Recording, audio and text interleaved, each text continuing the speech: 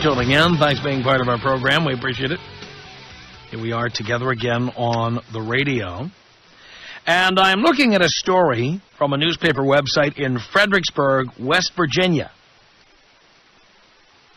Fascinating. Lots of good information here. Some people will hear this and be very excited to hear the numbers I'm about to read. Some people will be really pissed off. For me, that's talk show nirvana. How perfect is that? Some of you are going to love this. Some of you are going to get pissed off. Again, from Fredericksburg.com in Fredericksburg, West Virginia. Single motherhood, says the website. Maybe a walk in the park in Hollywood. Obviously, they've never been to Hollywood. But it's, in real life, it's a dismal slog. Fully 1 in 3 women in the Fredericksburg area who give birth are unmarried. And while many valiantly struggle to provide a good home for their children, reality bites. For despite the who needs a man message of the Murphy Browns and the Madonnas, study after study shows that kids raised in 2-parent households do best. That's why the Bragg Hill Family Life Center's focus on healthy marriages deserves healthy applause.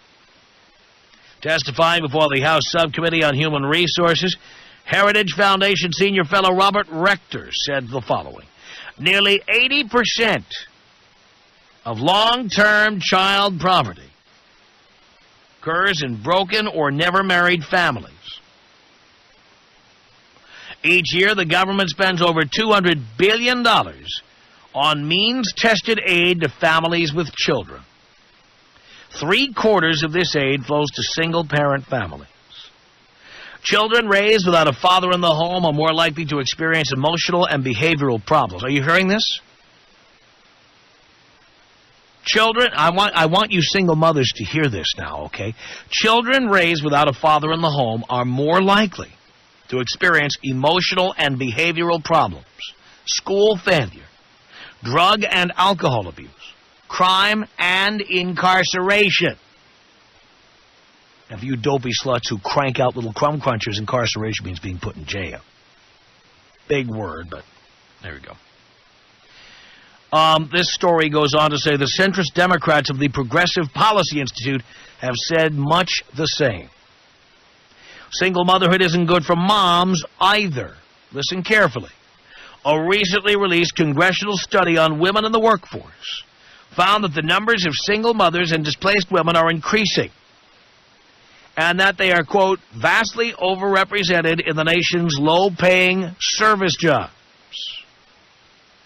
Furthermore, a study in Sweden discovered that single mothers had a 70% higher premature death rate than mothers with partners.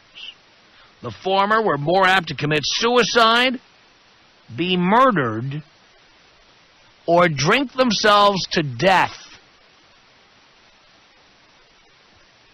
Are you hearing this? Single mothers are more apt to commit suicide, be murdered, or to drink themselves to death. More gripping data, these on economics. The U.S. Census Bureau calculates that just 6% of married parent families lived in poverty in 2001. Are you hearing that? 6% of 2-parent families lived in poverty. What percentage of single-parent families lived in poverty? 7%? 8%? No. 33%. 33% versus 6%. Single mothers, hardly a surprise, are also the largest group of welfare recipients. Though 75% of unwed mothers of newborns express a desire to marry the child's father, a big first step in avoiding public assistance, marriage has been undercut for decades by welfare rules, pop culture, and adults' failure to teach the wisdom of the grade school ditty, first comes love, then comes marriage, then comes a baby and a baby carriage. Thankfully, we are waking up. In November, the multinational, multi-ethnic, and multicultural delegates to the UN's Doha International Conference on the Family declared the following: all institutions of society should respect and support the efforts of parents to nurture and care for children in a family environment. The 2005 White House budget included $240 million to promote responsible fatherhood and healthy families. Virginia's Partners in Prevention program urges women to take a trip to the altar before having kids. And in Fredericksburg, West Virginia, the Bragg Hill Family Life Center's two-day conference on families last week kicked off our own hometown healthy marriage initiative. The Center's director, Reverend Joseph Henderson, says we want to encourage healthy relationships so that kids and those affected have a better chance of being successful. Speaking of the rise in single motherhood, Dr. Donald Stern, director of the Rappahannock Area Health District, declares we have this cultural trend that needs to be reversed. That's single parenthood, by the way. Hollywood hype must be trumped by hard facts. 70% of Virginia's inmate population grew up in fatherless homes. 75% of teen suicides occur in a home where a parent has been absent. Twice as many, are you hearing these numbers? Twice as many kids raised in single-family homes drop out of school. Any of this sounding attractive so far? Perfection in human affairs is unattainable. Some non-marital births will occur. But to present unwed motherhood as a nifty, no-pain option, as Hollywood often does, is sheer mischief. Groups like the Reverend Hendersons are working heroically to undo it. Now, you will rarely see me in any way linking up with these organizations that are headed by religious figures or in any way connected with religion. I'm an atheist, but I wholeheartedly believe that single motherhood, when done intentionally, is the most selfish act anybody can commit because of all these numbers I just read to you. Let's review. 80% of long-term child poverty occurs in broken or never-married families. 3/4 of all aid to families goes to single-parent families. Children raised without a father in the home are more likely to experience emotional and behavioral problems, school failure, drug and alcohol abuse, crime and incarceration.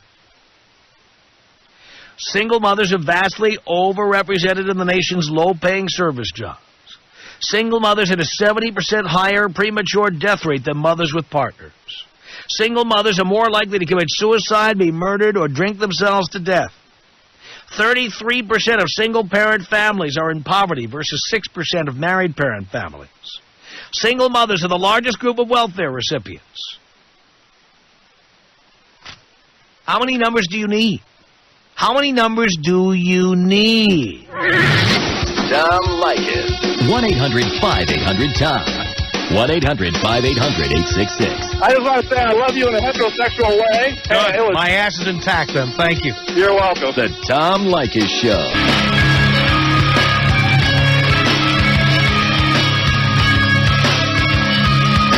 The Tom Leykis Show at 1-800-5800-TOM.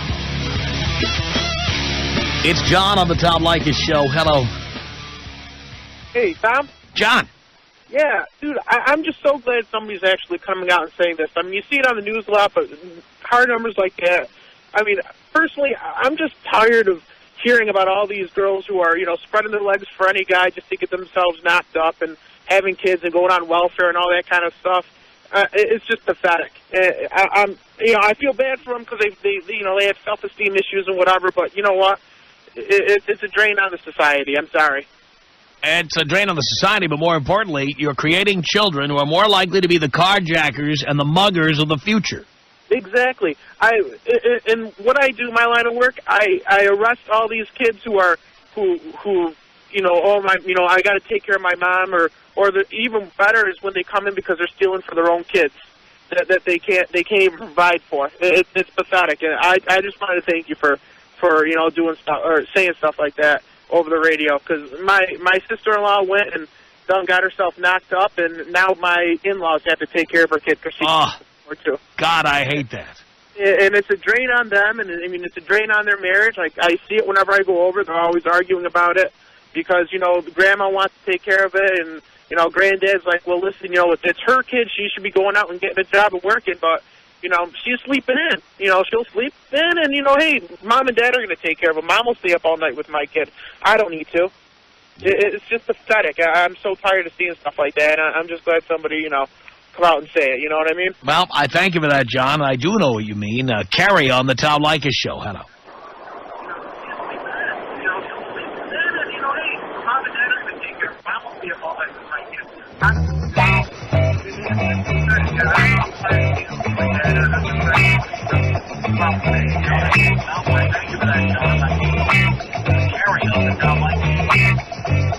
Tom, how you doing? Oh, I do care. Carrie, that's why they tell you to turn the radio off, which is still blasting in the background there. Got it. Hi there. Hi. So I've got a question for you, Tom. Now, do you feel that you classify all single moms the same, like intentional single moms versus... I never used the word all, did I? I never heard that. That's why I'm asking. No, there are widows. There are people who've been beaten, but I also believe that in some cases, when you're in that situation, knew you were with an irresponsible, volatile person to begin with and had kids with them anyway. And there are also people who get divorced for whatever reason.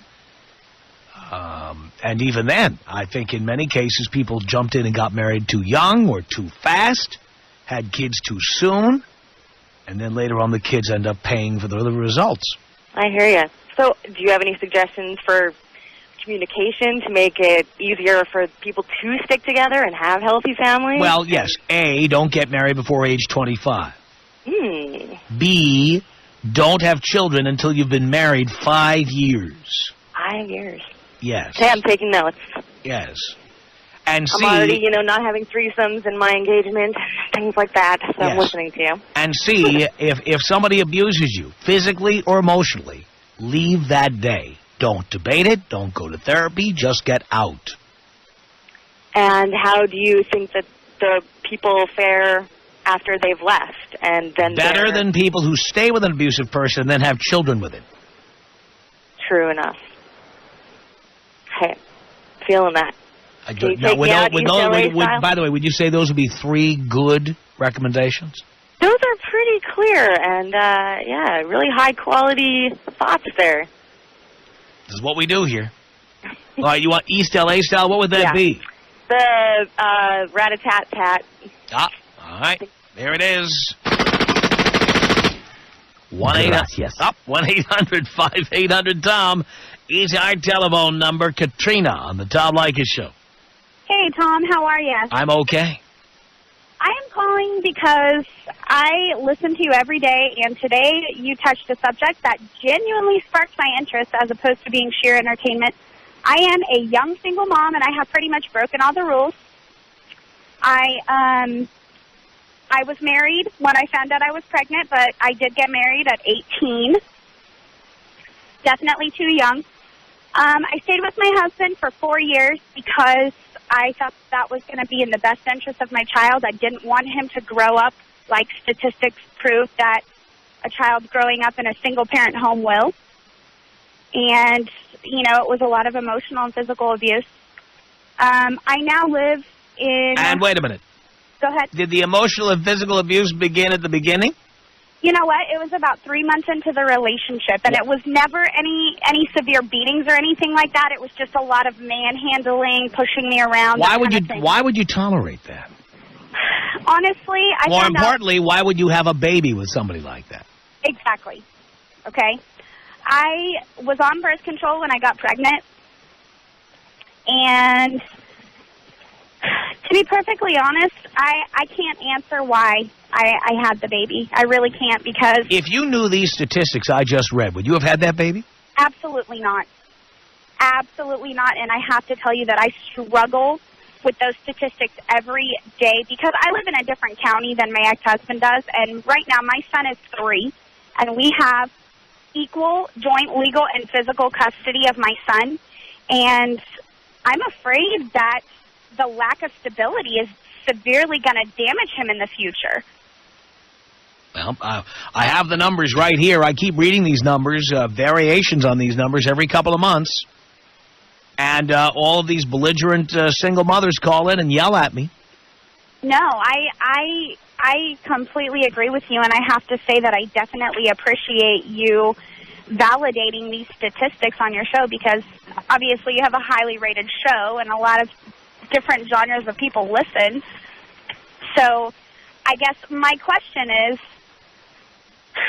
I mean, it tears me apart to be away from my son. I have him for a week, and then his dad has him for a week, and his dad is genuinely making an effort to be a decent father to his son, and I have to say that I admire him for that. I don't think that, you know, he's ever going to respect me as a person, but he does respect his son, and he lives with his parents, so he's provided a lot of stability. My son has provided a lot of stability with his grandparents, and I'm really at a loss what the best thing for my child is.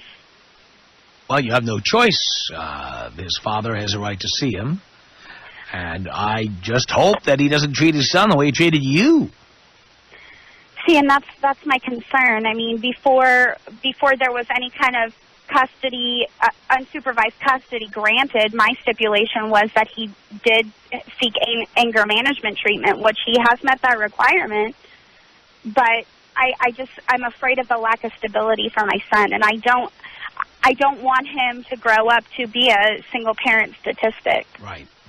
But again, and not to beat you up, but just to remind other people who might be thinking about doing what you did, you didn't think ahead about any of this stuff when you got knocked out. Absolutely not. Absolutely not. And all the people who think this is just a nifty idea, maybe you ought to think twice about it. I am definitely here as a working woman. I do not receive any kind of public assistance. I pay for my health care and my son's health care. I pay for our rent, our utilities, and I'm going to tell you that I struggle with it every day. It's so difficult. It is so difficult, and most importantly, not making ends meet is the fact that I live with the guilt that I made that decision and put my child in that position, because he did not ask to be put in that position. So I definitely say that these are all things that need to be thought out before. I think that getting married at 25 is probably the very soonest anybody should get married, and that you should have, you know, time to yourselves before you get married. I mean, if I would have given that adequate time in my marriage, I would have known that my ex-husband is a jerk, and I probably wouldn't have cohabitated. Imagine that if you'd waited 5 years. Oh, yeah. Absolutely. So I just wanted to say that I appreciate you bringing up these statistics, and to all the women listeners out there who think that single parenting is a walk in the clouds, you're wrong. You're dead wrong. Thank you, Katrina. Thank you very much, Tom. Appreciate the call. Here comes Don on the Tom Leykis Show. Hello. Hi, Tom. Hi, Don. First time caller, about 9 months listening. Thank you. I called because I was one of those single kids brought up in a family. I don't think really by choice. My dad was killed due to his own, incomprehensible drinking and driving. But then later on, about a year ago, I had a child with a young girl who left me 3 weeks after she found out she was pregnant, after I helped her raise her daughter for a year, and she turned stripper and is doing porn out of Oregon. She went down to Beaverton. Kind of an appropriate place for a stripper. Yeah, but she's still living up here, so she only works on weekends down there. She won't let me she won't let me see the baby. I have pictures of him. He looks like me. Now, my mom's gone there. Why did you let that happen? You know what? I let it happen because I was a person who thought completely opposite of you before I started listening to this show. 9 months ago when I started listening, it changed my point of view entirely. I did a 180. I don't know. She just came to me one day and said she couldn't share her daughter with me, and she didn't want to have to share the new baby with me either. And why would you even allow somebody to get pregnant? Why weren't you using condoms? Why weren't you doing something to make sure this didn't happen? By then we were engaged. Doesn't matter. You were not married. I know, and that was completely wrong of me. That's stupid. And today I realize that, absolutely. I don't let anybody have any kind of leverage on my life at all. Yeah. I mean, that's really the issue here. You just lost complete control of your life, as if your life was never going to have any meaning at all. And that's exactly what I felt that moment when she told me that. And I started shaking. I left. I ended up having to get counseling for the last year. I'm glad you did that. They tried to diagnose me as a bipolar. I'm sorry, I didn't mean to cut you off. You might be. It's entirely possible. I didn't want to take any of the medication. I had a drug addiction since I was 15, and I've spent probably 4 out of the last 6 years sober. And how much of this do you attribute to your dad not being there for you? 100%. I can see my patterns as a kid. Like I said, I spent some time sober, so I spent some time in a 12-step program. And I've got to look back at my own patterns and why I did these things.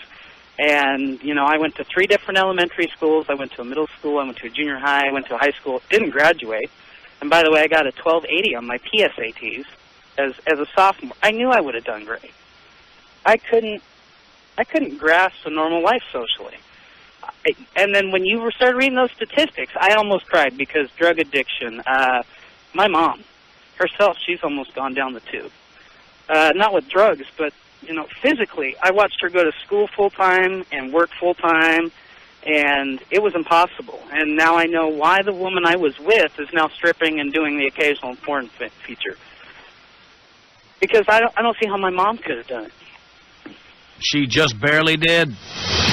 Tom Leykis. Woof. Tom Leykis. Woof. 800-5800. Tom. I used to be 355. Oh, that ain't bad. That's just right. That's a plump rump. That's a roast. The Tom Leykis Show.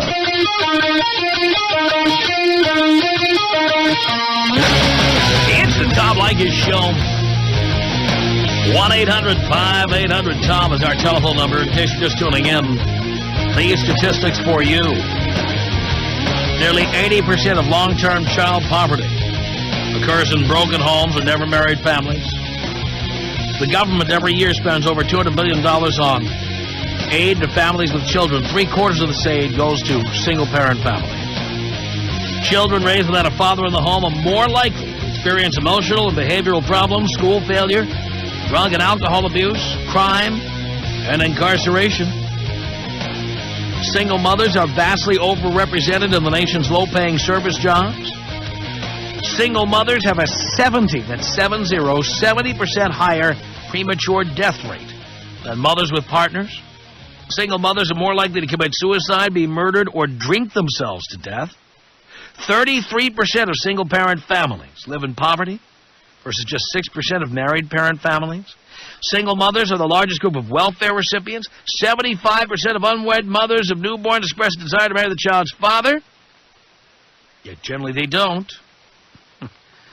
And finally, 75% of teen suicides occur in a home where a parent has been absent. Twice as many kids raised in single-family homes drop out of school. I mean, my God. 1-800-5800-TOM is our telephone number. Matt on the Tom Leykis Show. Hello. Hey, Dad. How's it going? Okay, son. Hey, I'm so glad that you got a chance to read this article out because I'll tell you, women just don't listen. I'm telling you, the stats are out. It's proof that women just don't listen. Mm-hmm. They need to start listening to you, Dad. You're absolutely right. Well, I have the numbers here. I have all the facts here.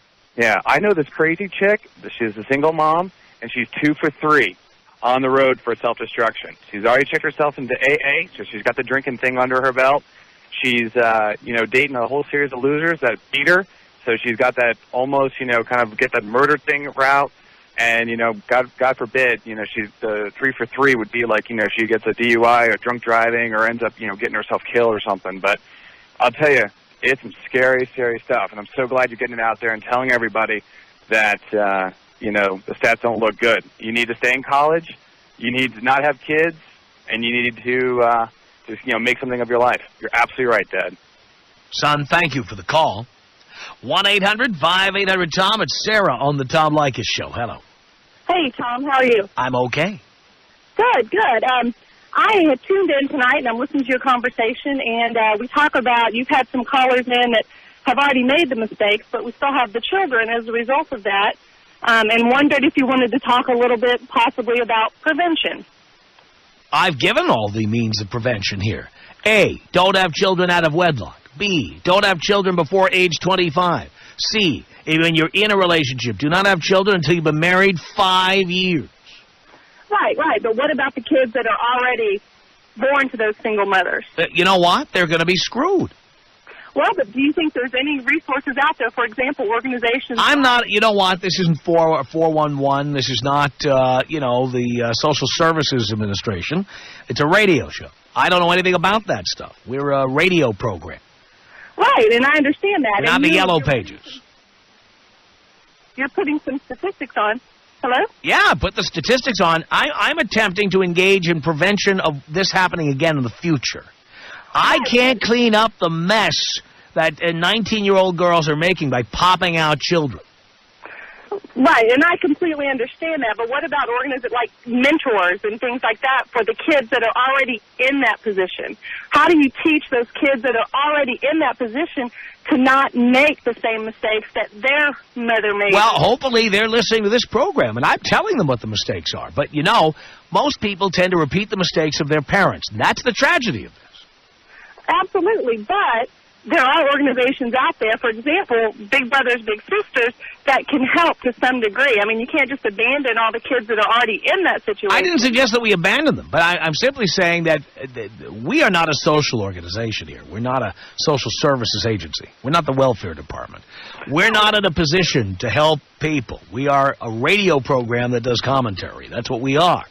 Oh, absolutely, and I completely, I'm aware of that, but I think part of that would be, for example, one of the gentlemen that called earlier. And I might add, I really don't feel like cleaning up other people's mess.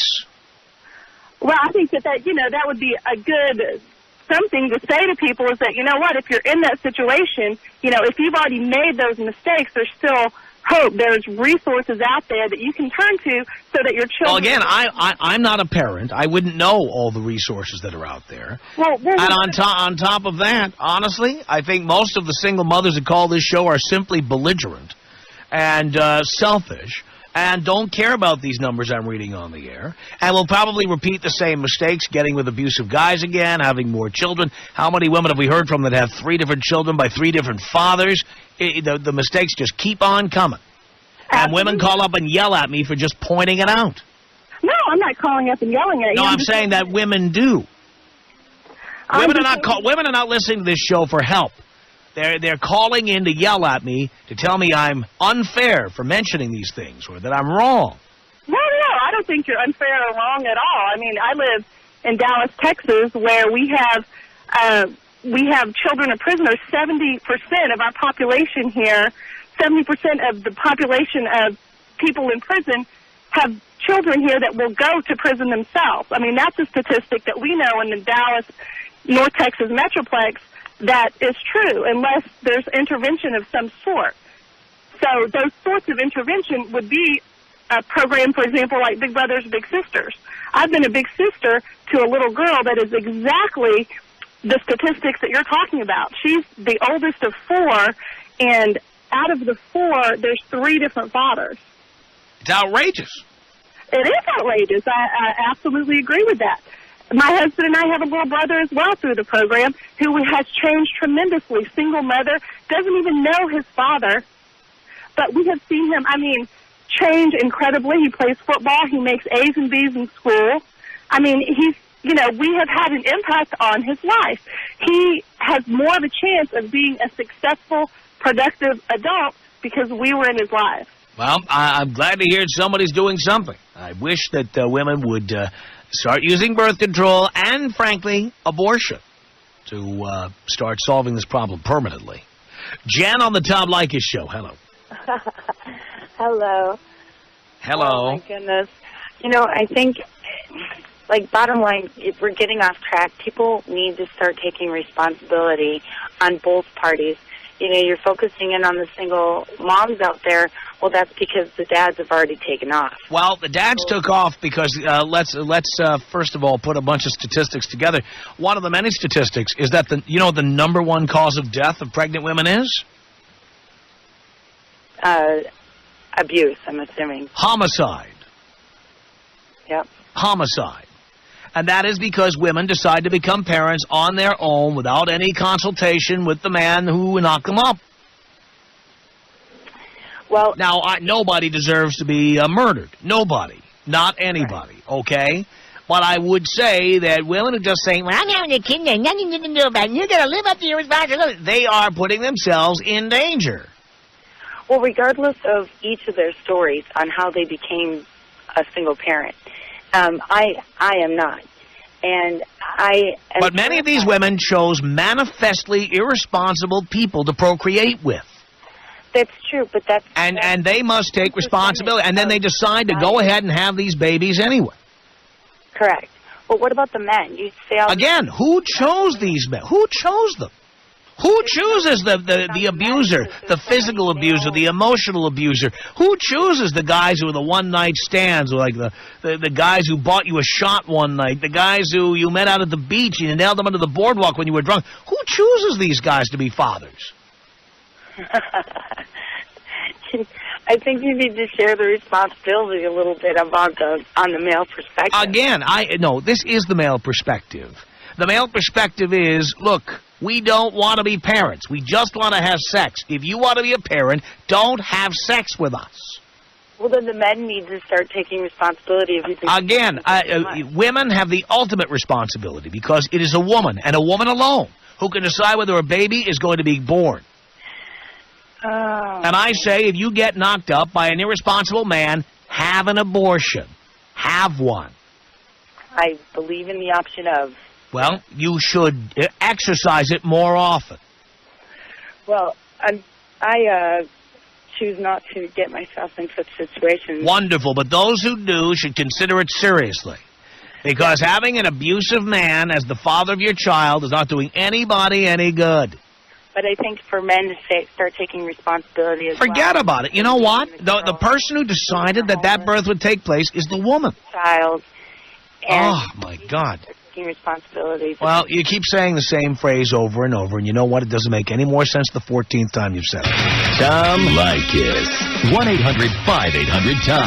My husband told me that as long as I use protection, and I do tell him that I can sleep with anybody I want to. What time can I come over? I'm on my way home now. You can meet me there. Excellent. The Tom Leykis Show. It's Ashley on the Tom Leykis Show. Hello. Hello. Yes. I had to call in. This is a great topic. I totally agree with what you're saying. My mom had me when she was 21 years old, single. And so I grew up, saw everything, the statistics, the poverty. And I am now 22, and I am pregnant myself. So I repeated what I saw my mom do, what I swore that I would never put myself through. And you did it anyway. And I did it anyways. Well, did you at least use birth control? Yes, and I'm going to college. It was just something, I wasn't going down that pathway, and it just, it happened. Accidents happen, I guess. But you could have had an abortion. I could have. I'm actually going to give it up for adoption. Really? Yes, I totally agree. I think being a single parent is one of the biggest mistakes. It's selfish. You put this kid through so much. So it's something I don't want to do. I don't want to put the child through. Yeah, instead of repeating the mistake, you would think people who'd been through these scenarios would not want to put their kids through that. Yeah.